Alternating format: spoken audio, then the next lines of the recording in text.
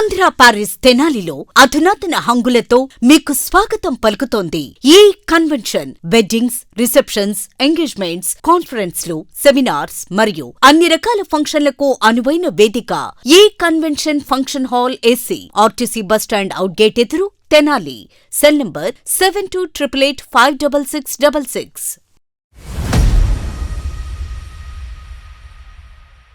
తెనాలిలోని శ్రీ వాసవి కన్యకా పరమేశ్వరి దేవస్థానం సత్ర కమిటీ ఎన్నికలకు బ్రేక్ పడింది. గత మార్చి 20వ తేదీన ఎన్నికలు నిర్వహించేందుకు కూడా నోటిఫికేషన్ విడుదల చేశారు. ఏప్రిల్ 26వ తేదీన ఎలక్షన్ నిర్వహించాలని చెప్పిన కూడా ఇందుకు సంబంధించిన ఏర్పాట్లు అయితే విస్తృతంగా జరుగుతూ ఉన్నాయి. ఈ నేపథ్యంలో ఎన్నికలకు ప్రక్రియకి సంబంధించి కూడా అన్ని ఏర్పాట్లు కూడా పూర్తి చేస్తూ ఉన్నారు. ఇప్పటికే నామినేషన్ల ప్రక్రియ అనేది కూడా పూర్తయింది. ప్రధానంగా 2 ప్రధాన ప్యానెళ్లు ఎన్నికలకు కూడా పోటీ పడతా ఉన్నాయి. గతంలో ఉన్నటువంటి నూకల వెంకట వేణుగోపాలరావుకు సంబంధించిన ప్యానెల్, అట్లాగే మున్సిపల్ మాజీ చైర్మన్ పెండెల వెంకటరావుకు సంబంధించిన ప్యానెల్ కూడా నామినేషన్లు వేశారు. అట్లాగే అనూహ్యంగా పట్టణానికి చెందినటువంటి ఆర్యవైశ్య నాయకులు ఉప్పల వరదరాజు కూడా మూడో నామినేషన్ కింద కూడా మూడో ప్యానెల్ కింద కూడా పోటీ చేసే విధంగా కూడా నామినేషన్ దాఖలు చేశారు.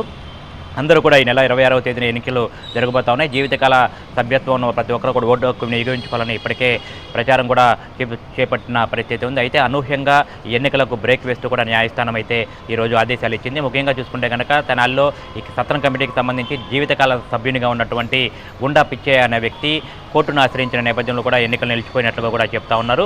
ఇక్కడ ఎన్నికల నిర్వహణకు సంబంధించి ఇటు ఓటర్ల జాబితాలో కానివ్వండి, అట్లాగే బైలాకు సంబంధించి కొన్ని అవకతవకలు ఉన్నాయి కాబట్టి ఎన్నికలు నిలిపివేయాల్సిందిగా కూడా గుండా పిచ్చయ్య అనే వ్యక్తి కోర్టును ఆశ్రయించారు. ఆ కోర్టు ఆదేశాల మేరకు తాత్కాలికంగా ఎన్నికలు నిలిపివేస్తున్నట్టు కూడా ఎన్నికల అధికారి సాధు ప్రతాప్ కుమార్ అయితే తెలియజేశారు. ముఖ్యంగా చూసుకుంటే కనుక ఏదైతే 11వ అదనపు జిల్లా కోర్టు నుంచి కూడా తమకు ఇందాక కొద్దిసేపటి క్రితమే 11:38 సమయంలో తమకు నోటీసులు అందాయి. కాబట్టి ఎన్నికలను కోర్టు ఆదేశాల మేరకు కూడా తాత్కాలికంగా నిలిపివేస్తున్నట్లే సాధు ప్రతాప్ కుమార్ అయితే చెప్తా ఉన్నారు. అట్లాగే ఎన్నికలు ఎప్పుడు నిర్వహించాలి, మళ్ళీ ఏం జరుగుతుందనేది కూడా కోర్టు ఆదేశాలతో త్వరలో ప్రకటించబోతామని చెప్పి ఆయన తెలియజేస్తా ఉన్నారు. ఇప్పటికే ఎన్నికల నోటిఫికేషన్ దేవస్థాన ప్రాంగణంలో అయితే ఏర్పాటు చేశారు. నిలిచిపోయినట్టుగా కూడా ఎన్నికలు నిలిపివేస్తున్నట్టుగా కూడా ఆ ఉత్తర్వులను కూడా అక్కడ ఆదేశాలు అనేది అందినాయి కాబట్టి వాటిని కూడా ఇక్కడ ప్రదర్శనగా ఏర్పాటు చేస్తామని సాధు ప్రతాప్ కుమార్ అయితే తెలియజేస్తున్నారు. మొత్తంగా చూసుకుంటే కనుక శ్రీ వాసవి దేవస్థాన సత్రం కమిటీకి సంబంధించిన ఎన్నికలు అనూహ్య పరిణామాలు అయితే చోటు చేసుకున్నట్లుగా దీన్ని బట్టి మనం అర్థం చేసుకోవచ్చు. దాదాపు కొద్ది రోజులుగా కూడా కొన్ని నెలలుగా కూడా ఇందుకు సంబంధించిన వ్యవహారం తీవ్ర చర్చనీయాంశంగా మారుతూ ఉంది.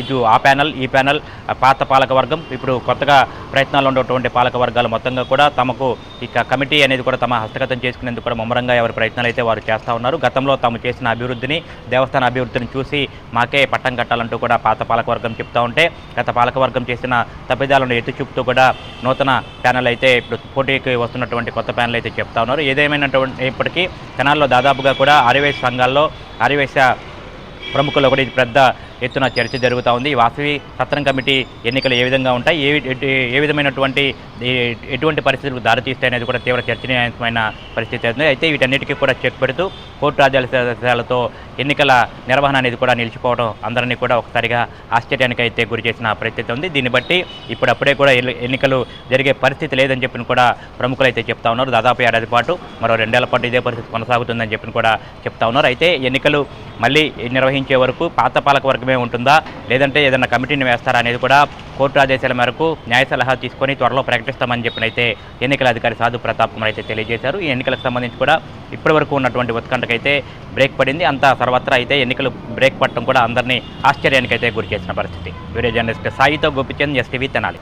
ఈరోజు మన వాసవి కన్యకా పరమేశ్వరి అమ్మవారి దేవస్థానం సత్రం కమిటీ జీవితకాల సభ్యులకు, మీడియా మిత్రులకు అందరికీ నా నమస్కారాలు. నిన్న ఏప్రిల్ 1, 2 తారీఖుల్లో మన దేవస్థానం కమిటీ ఎలక్షన్స్ ప్రక్రియలో భాగంగా 41 నామినేషన్లు వచ్చినాయి. అది మీ మీడియా మిత్రుల ద్వారా తెలియజేయడం జరిగింది.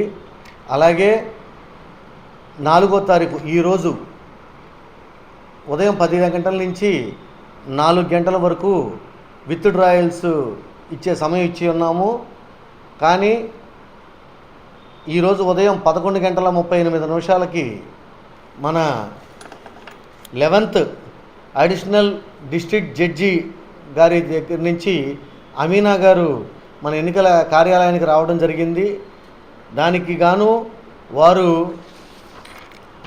గోండా పిచ్చయ్య అనే ఒక జీవితకాల సభ్యుడు బైలాలో మరియు ఓటర్ లిస్టులో తవకలు ఉన్నాయని దాని మీద ఇంజక్షన్ ఆర్డర్ ఇవ్వమని చెప్పని 515/2026గా దావా వేసి ఉన్నారు.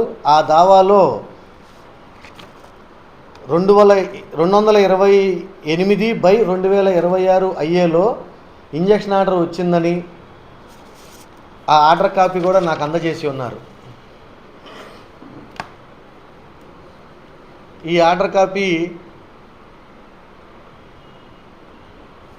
ఉదయం 11:38 సదరు అమీనా గారు నాకు అందజేయడం జరిగింది. 11th అడిషనల్ డిస్ట్రిక్ట్ జడ్జి గారి ఉత్తర్వుల ప్రకారం 11:38 తర్వాత ఆ సెకండ్ నుంచి ఎన్నికల ప్రక్రియను ఆపివేయడం జరిగింది. అలాగే భవిష్యత్తులో 16వ తారీఖున దాకా ఇంజక్షన్ ఆర్డర్ ఇచ్చి ఉన్నారు. అలాగే ఆ రోజున మేము కోర్టుని ఆశ్రయించి తదుపరి కోర్టు ఉత్తర్వుల ప్రకారం జడ్జి గారి ఆదేశానుసారం మేము తదుపరి చర్యలు తీసుకుంటామని చెప్పని తెలియజేసుకుంటున్నాను. ఈ సెకండ్ నుంచి ఎన్నికల ప్రక్రియని పూర్తిగా ఆపివేయటం జరిగింది, నిలుపుదల చేయడం జరిగింది.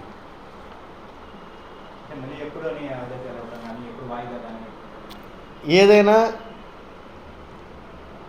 16/4/2026న వాయిదా ఉందండి.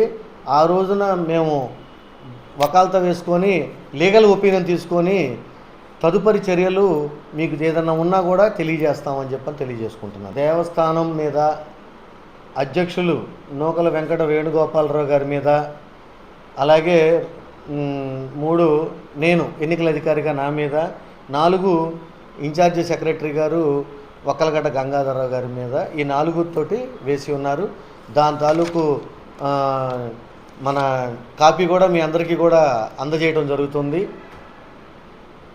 కావున మన కన్నికాపరమేశ్వర అమ్మవారి దేవస్థానం సత్రం కమిటీ జీవిత సభ్యులందరూ కూడా గమనించవలసిందిగా కోరుచున్నాను. కోర్టు ఉత్తర్వుల ప్రకారం ఉన్నది ఉన్నట్టుగా ఈ క్షణం నుంచి నిలిపివేయటమైనది. తదుపరి కోర్టులో ఉన్న ఆ కోర్టుకు జరిగిన పరిణామాలను బట్టి ఆయన జడ్జి గారి ఆదేశాలను బట్టి తదుపరి ప్రక్రియలు ప్రారంభిస్తాము. అప్పటి వరకు నిలుపు చేస్తున్నాము.